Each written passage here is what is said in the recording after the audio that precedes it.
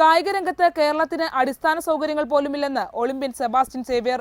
നിലവിലെ സാഹചര്യത്തിൽ തന്റെ മക്കളെ പോലും കായിക രംഗത്തേക്ക് അയക്കില്ലെന്നും ഒളിമ്പിക്സിൽ ഇന്ത്യയെ പ്രതിനിധാനം ചെയ്ത ഏക നീന്തൽ താരം പറയുന്നു. എത്രയോ ആൾക്കാർ കഷ്ടപ്പെടുന്നവരുണ്ടെന്നറിയോ? നമുക്ക് ലൈഫ് സെറ്റ് ചെയ്യാമെന്നുള്ള ഒരു അഷ്വറൻസ് കിട്ടിയാൽ മാത്രമേ ഞാനോ അല്ലെങ്കിൽ ബാക്കിയുള്ള ആൾക്കാരോ അവരെ മക്കളെ സ്പോർട്സിലോട്ട് വിടത്തുള്ളൂ. കേരളത്തിലെ സ്പോർട്സ് ഡിവിഷൻ ഹോസ്റ്റലുകൾ മാധ്യമങ്ങളൊന്ന് പരിശോധിക്കണം. വളരെ ദയനീയമാണ് എല്ലായിടത്തെയും അവസ്ഥ.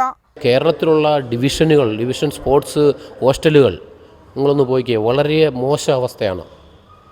അതൊക്കെ മാറണം.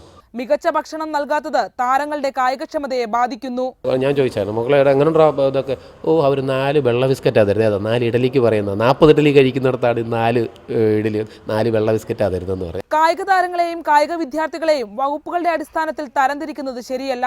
കായിക താരങ്ങളുടെ പൂർണ്ണ ഉത്തരവാദിത്വം കായിക വകുപ്പ് തന്നെ ഏറ്റെടുക്കണം. അവരെ പഠിക്കുന്ന കുട്ടികളായതുകൊണ്ട് വിദ്യാഭ്യാസ വകുപ്പിൻ്റെ കൂടെ ചേർന്നുകൊണ്ട് സ്പോർട്സ് കൗൺസിലും ഗവൺമെൻറ്റും തന്നെയാണ് അതിന്. കുട്ടികൾക്ക് പരിശീലനം നൽകുന്നതിനായി മികച്ച കോച്ചുകളെ കണ്ടെത്തി സ്ഥിരമായി നിയമിക്കണം. അല്ലെങ്കിൽ പരിശീലനത്തിൽ വന്നു പോകുന്നവന്റെ ആത്മാർത്ഥതയെ ഉണ്ടാകൂ. നിലവിലെ സാഹചര്യത്തിൽ കായിക കേരളത്തിന് ഇൻഫ്രാസ്ട്രക്ചർ അടക്കം ഒരുപാട് മാറ്റങ്ങൾ വരുത്തണമെന്നാണ് ഒളിമ്പ്യൻ സെബാസ്റ്റ്യൻ സേവ്യർ പറയുന്നത്. ഈ സാഹചര്യത്തിൽ മുന്നോട്ട് പോയാൽ കായിക രംഗം കേരളത്തിൽ പരാജയപ്പെട്ടു പോകുമെന്നും അത് തിരിച്ചറിയണമെന്നുമാണ് അദ്ദേഹം നമ്മളോട് പറയുന്നത്.